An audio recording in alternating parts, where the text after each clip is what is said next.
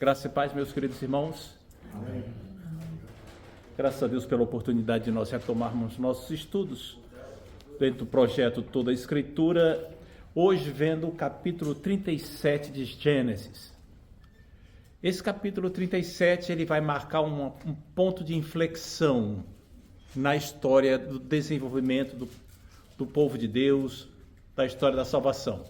Nós vamos acompanhando a história de criação do mundo, depois a chamada de Abraão, Isaac, Jacó. Vimos várias etapas da vida de Jacó e aqui vai ser agora a história da família de Jacó, mas Jacó vai ficar em segundo plano.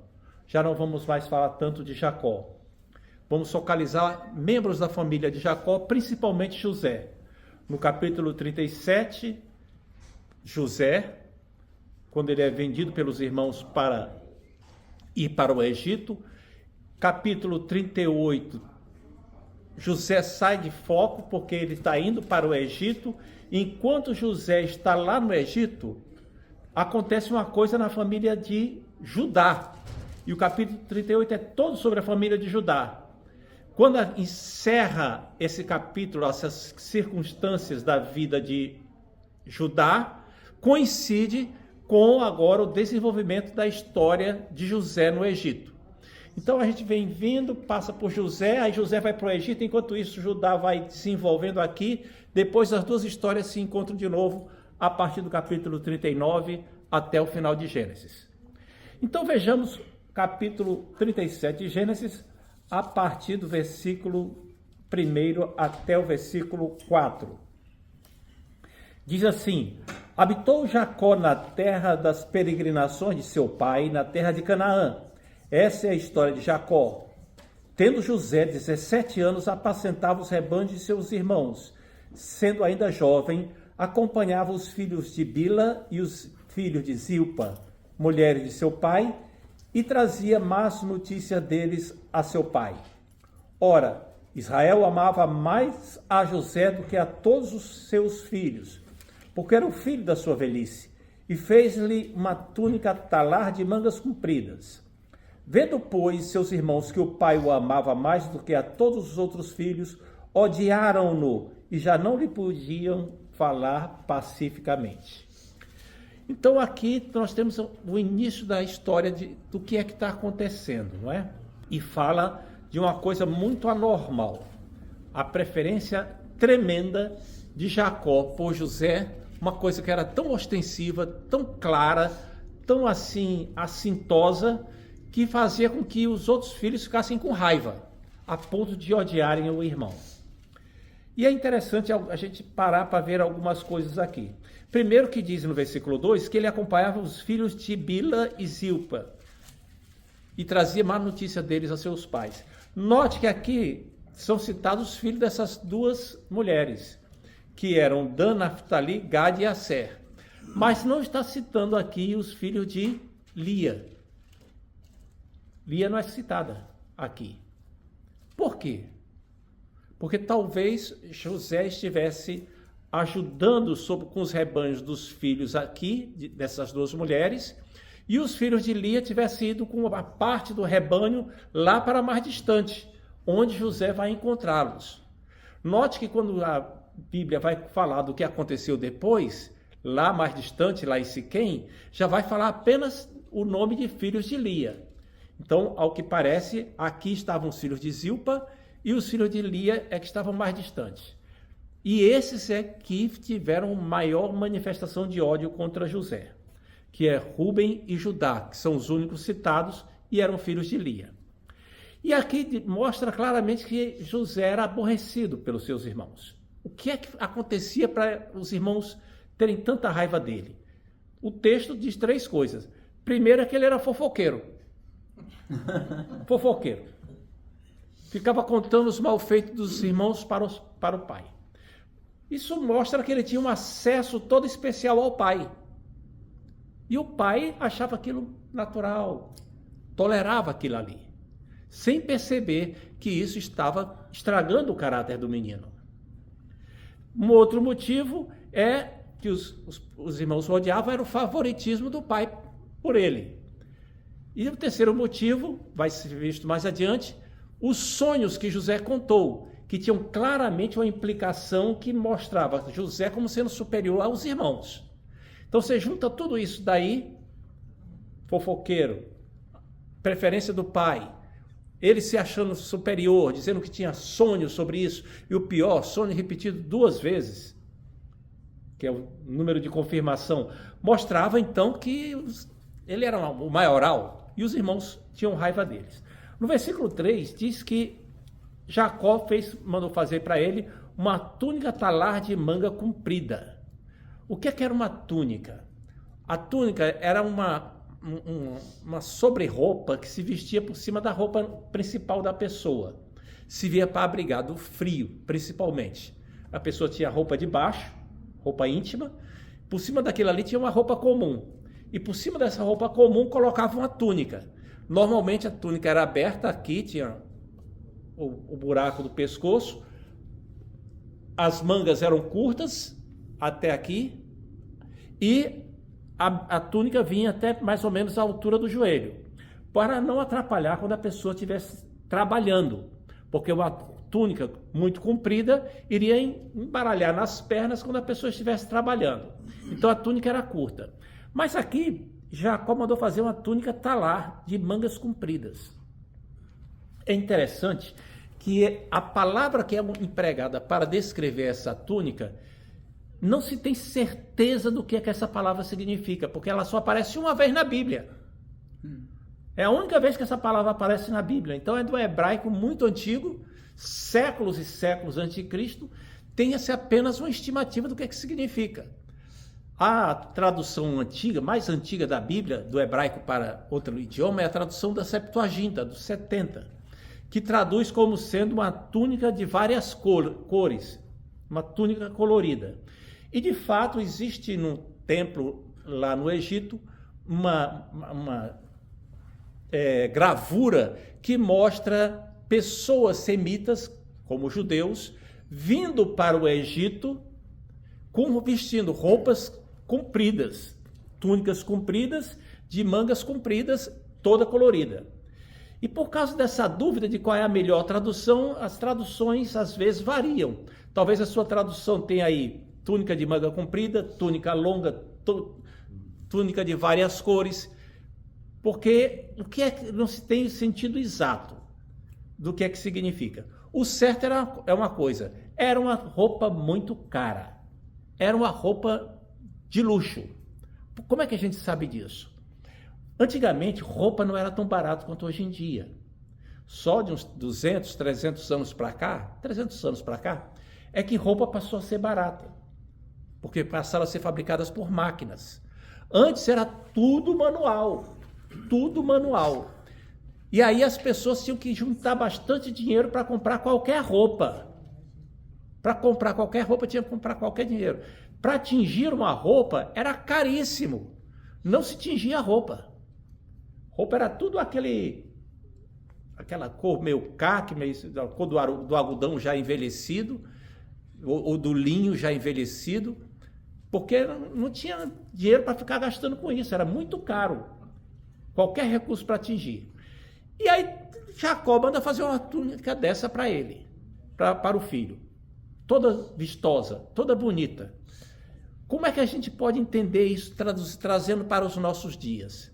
Imagine que você é pai de 12 filhos e não dá carro para ninguém. Eles trabalham na sua fazenda e você não dá carro para ninguém. Cada um que compre seu utilitáriozinho se quiser. Aí cada um compra seu carrozinho, seu utilitário, para poder ter tração nas 4 rodas, ir para um lado e para o outro. Aí você pega para um filho e dá uma Ferrari de luxo. Último modelo esportivo. Como é que os outros filhos vão se sentir? Foi isso que aconteceu ali. Era isso que estava acontecendo com Jacó.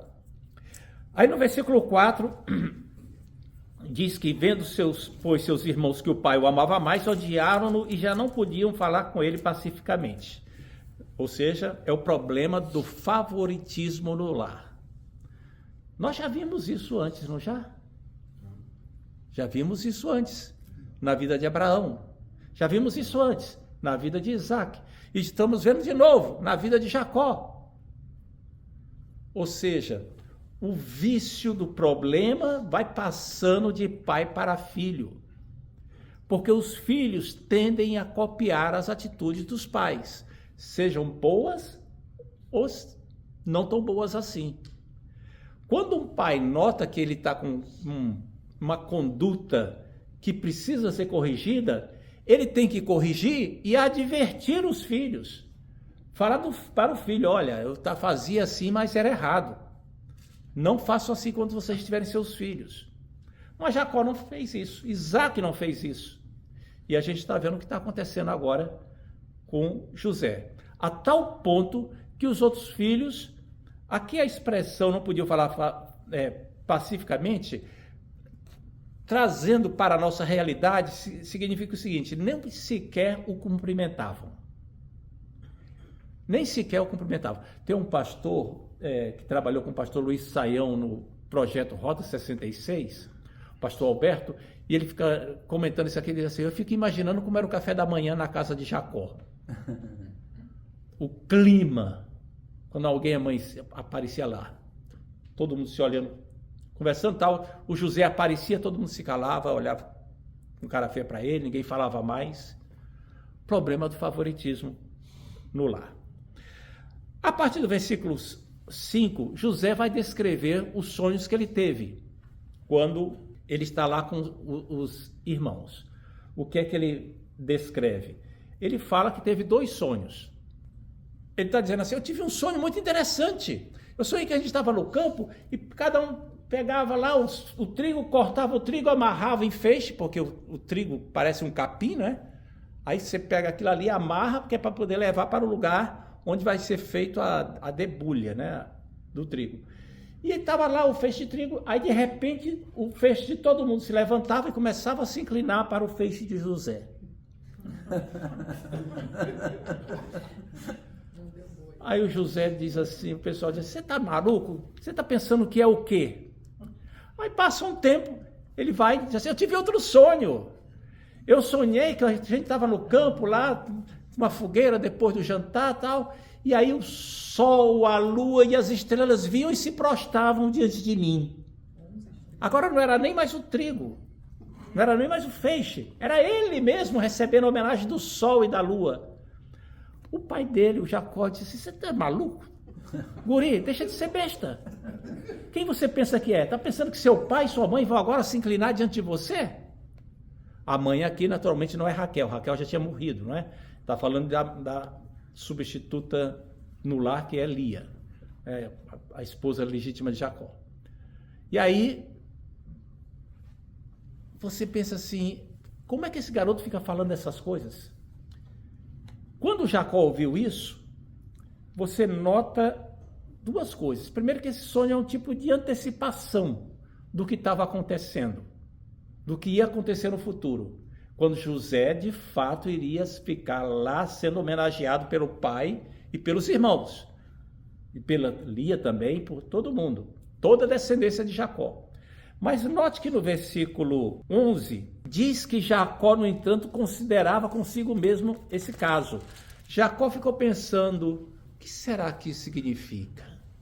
Interessante. Ele brigou primeiro com o filho, mas depois ficou pensando: o que será que isso significa? Ficou pensando, mas não disse nada para José e não disse nada para os outros filhos. Ele poderia ter dito para José: José, quando você tiver um sonho desse, não fica espalhando não. Fala primeiro comigo. Fala primeiro comigo para eu saber se tem algum significado, se é conveniente você falar. Ou ele poderia ter falado para os irmãos, para os demais filhos: vem cá, meus filhos, não fiquem com raiva disso não. Isso pode ser sonho de barriga cheia, mas pode ter um mistério aí. Porque afinal de contas foi a mesma coisa dada em duplicata. Sabe lá se isso não vem de Deus? Mas Jacó se omitiu. Não falou nada. Apenas ficou pensando. E isso deu lugar para que aparecessem outros problemas mais adiante. Os problemas sérios que vão aparecer adiante. Não é?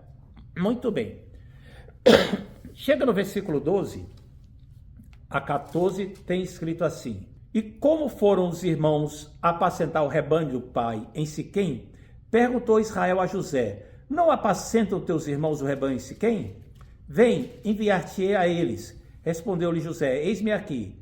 Disse-lhe Israel: Vai agora e vê se vão bem os teus irmãos e o rebanho, e traze-me notícia. Assim o enviou do vale de Hebrom, e ele foi a Siquém. O que é que está acontecendo aqui? Por que é que o rebanho não estava com Jacó lá no vale de Hebrom? Estava a 80 quilômetros para o norte, numa região mais montanhosa. Saiu do vale de Hebrom e foi lá para a região montanhosa, por causa das condições de clima. O que acontece é que os rebanhos ficavam pastando na região, perto das aldeias, dos acampamentos, durante o inverno e até o final do inverno, quando a pastagem brotava e era abundante. À medida que chegava a primavera e ia se aproximando o verão, a pastagem ia começando a ficar murcha e os rebanhos iam se deslocando para a região onde houvesse mais gado, onde houvesse mais pasto. Até que quando chegava o verão, que era a estação seca, secava aquela pastagem toda, os rebanhos ficavam na montanha, nas regiões mais das campinas e nas montanhas, onde era possível encontrar pasto. Isso é interessante, guarde essa informação, porque ela vai ter relevância. O rebanho se afastou, os filhos de Jacó se afastaram e a estação foi ficando seca. Estava a estação seca. Muito bem. E aí Jacó manda os filhos irem lá ver se vai bem os irmãos e o rebanho. Por que essa preocupação de Jacó? Ele estava pastoreando o rebanho onde? Perto de a cidade? Siquém. Lembram dessa cidade, o que é que aconteceu nela no último episódio? No nosso último episódio, nós vimos que em Siquém, Diná havia sido raptada, estuprada, e os filhos de Jacó mataram uma porção de gente na cidade. Havia um clima de animosidade contra os filhos de Jacó. Não fizeram nada porque Deus meteu medo no coração deles. Mas Jacó estava preocupado. Eles estavam indo agora levar o rebanho para perto daquela cidade. Então Jacó estava preocupado e por isso que mandou lá então José vão ver como estavam os filhos. Muito bem. E aí José vai. Quando chega no versículo 15, acontece uma coisa interessante. Ele foi para Siquém, e um homem encontrou a José que andava errante pelo campo. E lhe perguntou: que procuras? Respondeu: procuro meus irmãos. Dize-me, onde apacentam eles o rebanho? Disse-lhe o homem: foram-se daqui, pois ouvi-os dizer: vamos a Dotã. Então seguiu José atrás dos irmãos e os achou em Dotã. E aqui apareceu uma coisa interessante. José saiu para encontrar os irmãos em Siquém, 3 dias de caminhada, 80 quilômetros, andando. E de repente, olhou, os irmãos não estavam lá. E ficou andando errante pelo campo, ia para um lado, pelo outro. Eles tinham que estar aqui por perto de Siquém. E não está. Ia para um lado, ia para o outro. Quanto tempo será que ele ficou rodando pelo campo? Ia para um lado, para o outro. Até que apareceu um homem misterioso e viu lá José ia para um lado, ia para o outro. No dia seguinte, José estava de novo ali e ele disse: esse garoto está procurando o quê? O que é que está acontecendo? Por que você está assim? Eu estou procurando meus irmãos. Onde é que eles apacentam o rebanho? E o homem misterioso sabia onde os irmãos tinham ido. Aí eu ouvi dizer que foram para Dotã. E aí, que é 25 quilômetros além. Um dia a mais de viagem. E aí José foi, encontrou os irmãos de Dotã. 2 coisas chamam a atenção aqui. Note a demora dele para poder encontrar os irmãos. Isso vai ser importante no futuro. Segunda coisa, quem é esse homem que de repente apareceu interessado em José, que sabia o que é que tinha acontecido com os irmãos, que escutou a conversa dos irmãos e sabia onde os irmãos tinham ido? A gente não faz a menor ideia de quem seja. Mas, quando você começa a ler a Bíblia, você aprende que Deus trabalha de maneiras misteriosas. Misteriosamente aquele homem apareceu ali. Era um homem comum? Ou era um anjo? Quem era? A gente não faz a menor ideia. Não adianta nem especular sobre isso. Mas era alguém que estava sob o controle de Deus. Que pela operação de Deus estava no lugar certo, na hora certa. Tanto para ouvir o que os irmãos diziam, como para poder orientar José na hora que foi necessário. Deus trabalhando às escondidas. Deus trabalhando de uma maneira que não parece sobrenatural, mas são coincidências que vão acontecendo e que salvam toda a situação. E aí, José foi atrás dos irmãos e encontrou. Versículo 19 e 20 diz assim: de longe o viram e antes que chegassem conspiraram contra ele para o matar. Caramba, nem chegou, já estão pensando em matar o rapaz. 19. E dizia um ao outro: vem lá o tal sonhador. Vinde, agora, pois, matemo-lo e lancemo-lo numa dessas cisternas. E diremos: um animal selvagem o comeu. E vejamos como é que se lhe darão os sonhos. Dá para perceber aqui o profundo ressentimento que havia entre eles. Profundo ódio. Provocado por quê? Ciúme, tratamento desigual. A conduta de Jacó alimentou isso, fazendo o filhinho dele ser todo mimado, o filhinho dele ser todo favorito. A conduta de José se exaltando diante dos irmãos ajudou isso. Porém, o pecado se alojou, foi no coração dos irmãos. É bem verdade que a conduta de Jacó favoreceu e de José também. Mas foram os irmãos que deram lugar ao pecado. O pecado nasceu lá no coração deles. O ciúme do irmão nasceu no coração deles. E isso é muito comum.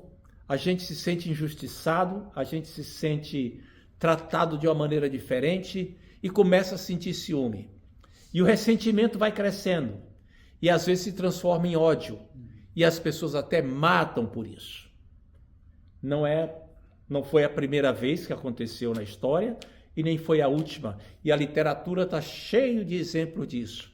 Desde a literatura bíblica até Shakespeare e a literatura brasileira. Todos eles falando do ciúme. As palavras do Shakespeare, o monstro dos olhos verdes. Não é? Por quê? Porque vai crescendo o ressentimento e a pessoa dá lugar àquilo ali, se considera uma injustiçada e vai cultivando. E aquilo vai aumentando dentro dela. E aquilo aumenta sozinho. A pessoa que está com ciúme, que se considera injustiçada, que o tratamento com ela não é o que deveria ser, em tudo fica vendo detalhezinho para justificar aquilo que acha que está sendo discriminada. E tem que ser combatido, porque o pecado cresce sozinho. Uma vez que se aloja, o pecado cresce sozinho. Você tem que combater. E quando é que é o melhor momento para você combater esse pecado do ciúme, esse pecado do ressentimento? É quando você percebe que está fazendo uma comparação entre a maneira como os outros estão sendo tratados e você está sendo tratado. Na hora que você se pegar comparando o tratamento que dispensa a uma pessoa com o tratamento que é dispensado para você, fique sabendo que o ciúme chegou no seu coração. E aí você tem que combater. E não é fácil combater isso. Você precisa da ajuda do Espírito Santo. Precisa da ajuda de Deus. Porque foi um problema muito simples. Ciúme é obra da carne. É coisa da carne. E a carne está sempre com você. Ao contrário de uma tentação na televisão ou no celular, você não tem como desligar você mesmo. Você vai dormir e dorme com você mesmo. E as coisas ficam na sua cabeça. Então você tem que orar. Senhor, me livra disso. Senhor, purifica a minha mente. Senhor, eu sei que estou sendo injustiçado. Eu acho que estou sendo injustiçado. Mas não deixa criar ressentimento em mim. Me purifica, Senhor. Me purifica. Não deixa que isso cresça dentro de mim. Isso é verdade dentro de relacionamentos conjugais, é verdade dentro das famílias, é verdade dentro das igrejas, é verdade nos empregos, em tudo quanto é lugar. E a gente tem que combater. O texto fala das cisternas, não é? Que é uma das cisternas, jogar dentro de uma das cisternas. O que é uma cisterna? Cisterna é um buraco no chão com um revestimento feito à base de calcário, material calcário, para armazenar a água da chuva. Porque lá em Israel, os arqueólogos encontraram centenas e centenas de cisternas. Lá não é que chove pouco nas regiões em que chove. É que chove muito de uma vez só, a água escorre e acaba. Depois passa meses sem chover. Então eles armazenam água. Eles fazem uns buracos no chão, com um formato assim, a boca mais estreita e a base mais larga, e aquilo ali é forrado. Isso armazena a água durante o período das cheias. Quando chega a estação seca, a água vai sendo retirada dali até que aquilo fica completamente seco. É por isso que eles podiam jogar José numa cisterna dessa, porque estava na estação de seca. Você vai ver que vamos dizer que a cisterna está seca. E isso vai ser importante. Muito bem. Era isso que estavam pensando em fazer então. Versículo 21 e 22. Mas Rúben, ouvindo isso, livrou-o das mãos deles e disse: não lhe tiremos a vida. Também lhes disse Rúben: não derrameis sangue, lançai-o nessa cisterna que está no deserto e não ponhais mãos sobre ele. Isso disse ele para o livrar deles, a fim de o restituir a seu pai. Então aqui Rúben tomou a iniciativa de livrar José. Por que essa iniciativa de Rúben? Ele era o filho mais velho. A responsabilidade pela vida de José era dele. E ele agora sabia que teria que dar conta da vida de José ao pai. Ora, agora note que ele foi covarde. Ele não confrontou os irmãos. Ele disse: não vamos matá-lo com as nossas mãos, não. Vamos jogar na cisterna para ele morrer. E se José ficasse lá, ele iria morrer mesmo. Iria morrer. Rúben foi covarde, se acovardou. Mais adiante você vai ver Rúben voltando novamente a falar, mas sempre com a postura dúbia. Quando, por exemplo, eles vão para o Egito e José os recebe, diz para eles voltarem e levarem Benjamim, o que Rúben diz é o seguinte: eu vou levar Benjamim, e se eu não trouxer Benjamim de volta, o senhor pode tirar a vida dos meus filhos. Ora, os filhos de Rúben eram netos de Jacó. Não era a vida dele que ele estava empenhando, era a vida dos filhos. Quando Judá se manifestou, ele disse assim: não, eu garanto a vida de Benjamim com a minha própria vida. Foi uma postura diferente. Rúben hipotecou a vida dos filhos. Judá hipotecou a própria vida. Então a postura de Rúben aqui é meio dúbia, não é? Muito bem. Aí ele queria lançar lá na cisterna. Aí, versículo 23. Mas logo chegou José e seus irmãos, despiram-no da túnica, a túnica talar de mangas compridas que trazia.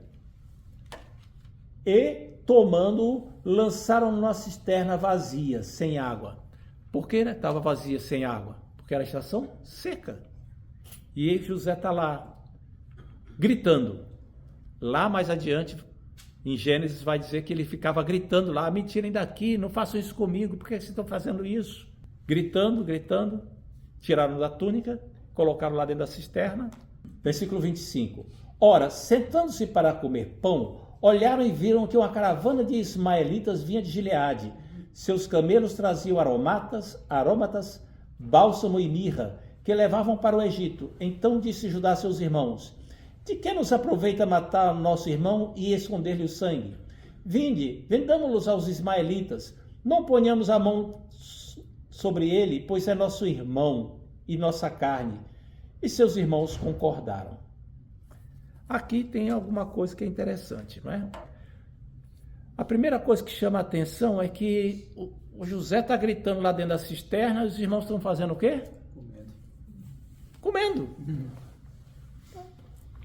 Uma indiferença completa. Isso é muito sangue frio. O garoto lá gritando, pedindo misericórdia. Veja o que é que diz no capítulo 41, versículo 22. Quando eles, no futuro, dando um salto lá para diante, os irmãos dizem assim, diziam uns para os outros, na verdade nós somos culpados do que está nos acontecendo agora aqui no Egito, por causa do nosso irmão, pois vimos a angústia da sua alma quando nos rogava e não lhe acudimos, e por isso nos vem esta ansiedade. Então os gritos de José estavam agora batendo na consciência deles. O mal feito persegue a pessoa. O pecado pesa na consciência. Estava pesando na consciência deles agora. Muito bem. E aí diz que eles viram uma caravana de ismaelitas que vinha de Gileade para o Egito. Gileade é do lado de lá do Jordão. Esses ismaelitas, eles eram ismaelitas da região de Midian, vinham, passavam por Gileade, pegavam especiarias, atravessavam o Jordão, e aí depois de atravessar o Jordão, pegavam mais especiarias no caminho e levavam para o Egito, passando pelas montanhas, ali perto de Dotã, Siquém, indo até perto do litoral, para poder chegar e vender aquilo ali nos egípcios. Era um comércio muito comum. Mas note que foi de Deus se essa caravana aparecesse. Senão José ia ficar lá. Ia ficar lá e ia morrer naquela cisterna. Aí tiveram a ideia de vendê-lo. Muito bem. Vamos ver o 27. Vinde, vendamos-los aos ismaelitas. Não ponhamos a mão sobre ele. Isso aqui eu já li, né? Seus irmãos concordaram. 28. E passando os mercadores midianitas, os irmãos de José o alçaram, quer dizer, tiraram da cisterna, e o tiraram da cisterna, e venderam por 20 ciclos de prata aos ismaelitas. Estes levaram para o Egito. É interessante que no começo aqui diz assim, passando os mercadores midianitas. Depois diz que venderam para os ismaelitas. Afinal de contas, vendeu para os ismaelitas ou midianitas? O que é que acontece? Eles eram do país de Midian, por isso é que eram chamados de midianitas. Mas eram da etnia de descendentes de Ismael, ismaelitas. Os ismaelitas não tinham uma terra própria. Não havia um país chamado Ismaelia, ou qualquer que seja. Eles viviam espalhados em várias regiões, como foi a profecia de Deus para Agar, que os descendentes de Ismael seriam espalhados por vários lugares. Então tinha ismaelita de tudo quanto é lugar, mas eles eram ismaelitas de Midian. Então podiam ser chamados tanto de ismaelitas como de midianitas. É como se nós falássemos assim, ciganos da Bulgária, ciganos búlgaros. O cigano búlgaro está aqui fazendo negócio assim, eu vendi para os ciganos, ou vendi para os búlgaros. As duas coisas são corretas. Uma diz respeito à nacionalidade, a outra à etnia. Muito bem, então venderam o rapaz lá para os ismaelitas, não é? Até que chega o versículo 28, que diz que ele foi vendido por 20 peças de prata. 20 peças de prata era quanto se pagava por um escravo com menos de 20 anos. Era o preço normal de um escravo por 20 anos, que era 3 vezes o salário anual de um pastor de ovelha. O pastor de ovelha era tido como uma categoria muito baixa. Mas note que vendeu o irmão, que era bem tratado pelo pai, pelo salário de escravo. Isto mostra o tamanho do ódio que eles tinham para o irmão. Primeiro foi para matar. Então, vamos matar, vamos fazer o seguinte, pelo menos vamos ter algum lucro com isso. Se deixar ele aí sozinho, ele vai morrer e não vai adiantar de nada para a gente. Vamos vender, porque pelo menos a gente se livra dele e tem algum dinheirinho. Olha o tamanho do pecado que está acontecendo nesse coração. Muito bem. E aí levaram para o Egito. Levar para o Egito mostra que o início da operação de Deus para dar cumprimento à profecia de Gênesis 15. Gênesis 15, Deus falou para Abraão, a tua descendência será levada para uma terra estrangeira e vão ficar lá sendo escravizados lá durante vários tempos, muito tempo. Na 4ª geração tornarão para cá. E os israelitas tinham que sair então dali para ser levados para a terra da servidão, que naturalmente só podia ser o Egito. Na região só podia ser o Egito, não havia outra. E dali, depois de 400 anos, depois da 4ª geração, retornar. Deus agora começa a providenciar para que o povo vá para o Egito. E José está sendo mandado para lá. Versículo 29 e 30 diz assim: tendo Rúben voltado à cisterna, eis que José não estava nela. Então rasgou suas vestes e, voltando a seus irmãos, disse: não está lá o menino, e eu para onde irei? Ué? Rúben, você não era para estar preocupado com o menino, não? Não, estou preocupado comigo. O que é que eu vou fazer? Quando eu chegar em casa, o que é que eu vou dizer para meu pai? Rúben não está preocupado com o destino do menino. Está preocupado com que cara eu vou aparecer, para onde é que eu vou? Rúben, por que você não faz o seguinte? Pega seu camelo, monta nele e vai atrás da caravana. Pega o menino de volta. Mas não. Rúben estava inerte, apagadão, concentrado somente no seu próprio bem-estar, na sua própria reputação diante do seu pai. Tinha dado uma mancada tremenda quando subiu no leito do pai, por causa de Bilá, e agora estava tentando salvar a reputação. O que é que eu vou fazer? O que é que vai acontecer aquilo ali? Essa conduta de Rúben é uma coisa ainda muito estranha. Muito bem, versículo 31 diz que eles tomaram uma túnica de José, mataram o bode e molharam no sangue, para poder enganar o pai, dizendo que um animal tinha comido José. Assim como Jacó enganou, ele está sendo enganado mais uma vez. E não apenas isso. Quando Jacó enganou o pai, lembra que foi por tendo matado o cabritinho, os cabritos, filhote de bode, e pegou a túnica do Esaú para enganar o pai? Uma túnica e um bode para enganar Isaac. Agora uma túnica e um bode é usado pelos filhos para enganar Jacó. Meu Deus do céu. Deus não deixa passar nada. E aí chega lá a notícia de que o José morreu, foi comido por um bicho, e o Jacó cai num desespero de tristeza. Versículo 34. Os filhos dizem assim: olha aqui a túnica, não é a túnica do seu filho. Não dizem nem a túnica de José, nem a túnica do nosso irmão. Dizem: é a túnica do teu filho. Vê se não é. Com o maior desprezo.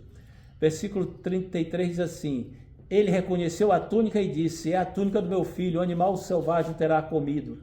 Certamente José foi despedaçado. Então Jacó rasgou as suas vestes, se cingiu com um pano de saco e lamentou o filho por muitos dias. Levantaram-se todos seus filhos e todas suas filhas para o consolarem. Ele, porém, recusou-se a ser consolado, dizendo: chorando descerei a meu filho até a sepultura. E, de fato, o chorou seu pai. Jacó agora está lamentando o filho da sua velhice, lamentando o filho de sua esposa, seu filho preferido, lá, e está inconsolável. Seus filhos tentando consolá-lo em nada. E aí o texto fala das suas filhas. Que filhas são essas que Jacó tinha, que não são mencionadas em outros lugares? Não se tem certeza do que significa isso. Pode ser suas filhas, uma referência à mulher dos filhos, que eram tratadas como filhas, não é?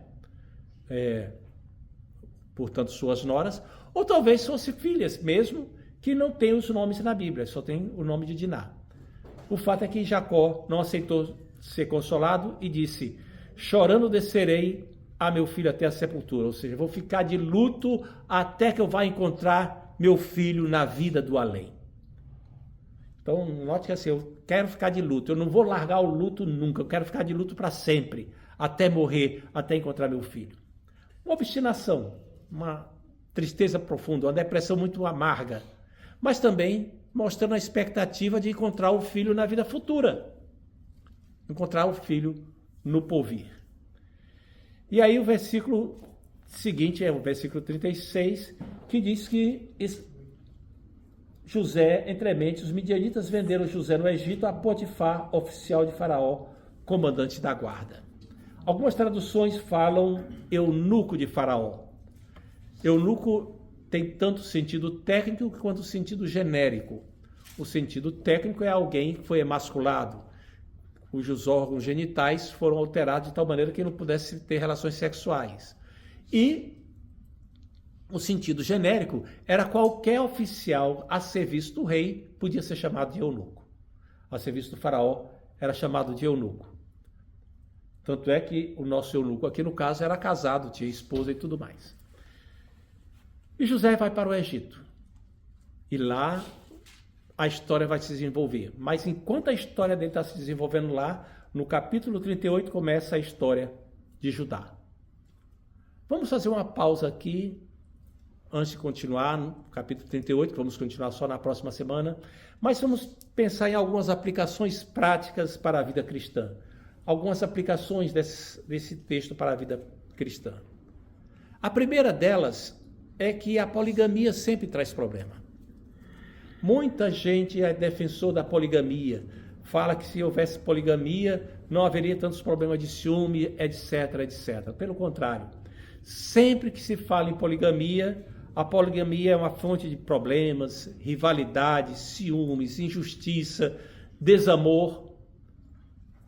Tudo quanto é coisa que se inventa para o relacionamento familiar, para o relacionamento conjugal, para a vida de casamento, que foge àquilo que foi instituído por Deus, sempre é problemática.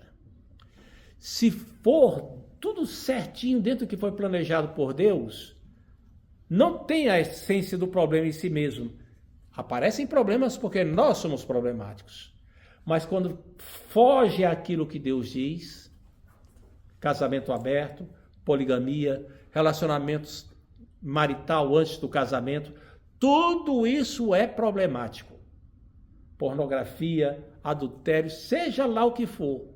Se fugir aquilo que Deus disse, sempre vai trazer dor de cabeça, trazer angústia, trazer amargura, trazer problemas. E às vezes tem que conviver com eles pela vida toda. Segunda aplicação, diz respeito ao problema do favoritismo no lar. Às vezes, é impossível um pai ou uma mãe impedirem de ter um sentimento de favoritismo por algum filho ou filha. Aquilo aparece dentro da gente. É normal que a gente não tenha controle sobre as emoções. Não dá para controlar sempre as emoções, mas dá para controlar as atitudes. Você não pode deixar transparecer. E se você notar que aquele favoritismo está indo além daquilo que é razoável, e qual que é o limite do razoável? É você ter uma inclinaçãozinha e acabou. Mas se começar a manifestar algum tipo de preferência na hora de repartir a comida, de deixar fazer uma coisa mais do que o outro, de dar um privilégio qualquer, a maneira de falar, você tem que se corrigir. Não pode deixar isso se espalhar, porque a coisa vai crescendo e vai gerando ressentimento. Gera muito ressentimento. Isso é uma verdade que tem que ser vista com muito cuidado nos nossos dias, porque nós vivemos numa época em que não é raro, dentro de um mesmo lar, haver filhos de diferentes pais ou de diferentes mães. E aí, dentro desse lar, existe a tendência de um favorecer um filho ou favorecer outro. Não pode, que vai criar raiz de amargura. Tem que se combater essa tendência. Terceira aplicação que eu gostaria de trazer, é o absoluto controle de Deus para que seus propósitos sejam alcançados. Nesse texto a gente vê um controle tremendo de Deus em tudo quanto está acontecendo. Deus não foi mencionado nenhuma vez. Não se falou em Deus aqui. Mas é incrível como as coisas estão acontecendo sob o controle de Deus. Era necessário que Deus isolasse a família da aliança, do povo escolhido, isolasse dos cananeus. Porque eles estavam começando a ser assediados para se misturarem com os cananeus. Eles tinham que ser isolados. E eles tinham que ser isolados de tal maneira que não ficassem brigando entre si, mas que se unissem. Ora, o que é que você faz para um grupo se unir? Você persegue o grupo. Você faz pressão sobre o grupo. E isso une as pessoas. Todo grupo que é oprimido, isso gera união dentro do grupo. Nas escolas militares, isso é praticado à risca. Nas escolas militares, você tem lá o seguinte, no Brasil, cada país é diferente, mas nas escolas militares do Brasil, você tem uma escola militar para cada força. As pessoas que vão cursar o curso militar vêm de vários lugares do país. E são pessoas que passaram no concurso. Existem cerca de 200 a 300 vagas para entrar na escola militar, sendo que são 15 a 20 mil concorrentes. Então, todo mundo que entrou é extremamente capacitado, inteligente e estudioso. E vem de diferentes lugares do país. Ora, todo mundo se acha o máximo ali. Mas eles têm que aprender a ficar unidos. Eles têm que aprender a ficar juntos. A tal ponto de se sacrificar um pelo outro. Então, o que é que se faz? Trote. O trote. Por exemplo, na escola naval, quando eu fiz o curso lá, durante os 6 primeiros meses, a gente tinha que tratar todo mundo por senhor e não senhor. Quem tinha entrado no ano anterior que a gente, era senhor e não senhor. Outra coisa, o calouro só andava correndo. Não tinha direito de andar. Ele não andava correndo, ele só corria. Só se deslocava correndo. E mais, nesses 6 primeiros meses, a gente tinha que usar bermuda cinza, sapato e meia pretas, bermuda cinza e camiseta branca. Os outros alunos usavam calça comprida cinza, camisa cinza, normal. Então, um calouro aparecia aquela camiseta branca correndo. Quando o veterano chamava calouro, você tinha que ir lá, pois não, senhor. Essa opressão toda fazia com que a gente trocasse dicas, ensinasse coisas uns para os outros, e foi nos unindo. E nós temos amizades que duram 50, 60 anos. Até hoje. Então era necessário que Deus tirasse os israelitas do meio dos cananeus, para preservar da mistura com os cananeus, e levasse para um lugar onde eles fossem oprimidos, para poder se unirem, para poder provocar a união entre eles. E esse lugar era o Egito. E aí Deus vai e providencia isso. E observe nesse texto aqui as coisas que aconteceram, Deus movimentando tudo de uma forma invisível. Deixe-me ler aqui. Vá percebendo o timing perfeito aqui entre a necessidade de conduzir os rebanhos a Dotã por causa da estação seca, o tempo que José ficou perdido no campo, o momento em que apareceu o homem misterioso para orientar, a cisterna vazia por causa da estação seca, o tempo em que José passou na cisterna enquanto seus irmãos comiam, a saída temporária de Rúben, que senão teria impedido de José ser vendido para os ismaelitas, coincidiu com a chegada da caravana para levar José para o Egito. Tudo isso aí. Se José passasse algumas horas a mais perdidos lá no campo, ou algumas horas a menos, não teria coincidido da caravana ismaelita ter passado. Tudo acontecendo numa sincronia tremenda. Deus agindo por trás das cortinas. Um sincronismo perfeito. A gente deve tentar aprender a perceber a mão de Deus quando nós vemos situações assim adversas e Deus parece não responder. Deus parece estar silencioso. E se a gente não conseguir ver a mão de Deus, não tem problema, a gente confia. a mão de Deus está atuando. Mesmo que eu não perceba, a mão de Deus está atuando. Quarta aplicação que a gente pode extrair daqui. Deus usa até mesmo as más intenções humanas para cumprir os seus bons propósitos. Foi o que aconteceu com os irmãos de José. Tentaram fazer mal a ele, mas José foi utilizado para a salvação dos próprios irmãos. Isso aqui não está revelado agora, mas mais adiante, quando José se revela aos irmãos lá no Egito, e os irmãos começam a dizer, foi por isso, foi minha, a minha culpa foi minha, não, a culpa foi sua, começa a discutir. Ele diz, olha, não fiquem se acusando, não fiquem pensando mal, porque vocês intentaram fazer mal a mim, mas Deus me enviou à frente de vocês para que preservar a vida de vocês. Esta visão espiritual a gente tem que desenvolver. Glória a Jesus. Tem que desenvolver, pela fé. Deus está atuando, Deus usa tudo. A gente pode confiar na presciência de Deus, no poder de Deus. Não podemos nunca ceder ao desespero. Deus está sempre no controle. Glória a Deus. Finalmente, o poder e a misericordiosa graça de Deus não são limitados pela imperfeição humana. As imperfeições humanas são grandes. Essas imperfeições fazem com que nossas famílias sejam quebradas. Nossas famílias tenham problemas, tenhamos desajustes. Mas isso não limita o poder e a misericórdia de Deus. Há esperança para a família. Deus age no meio da família. Deus salva a família. Deus traz salvação para as pessoas. As nossas imperfeições não limitam o agir de Deus. Que Deus nos abençoe. Amém. Para que nós possamos cumprir o seu propósito e possamos aplicar em nossas vidas estas lições. Em nome de Jesus. Amém.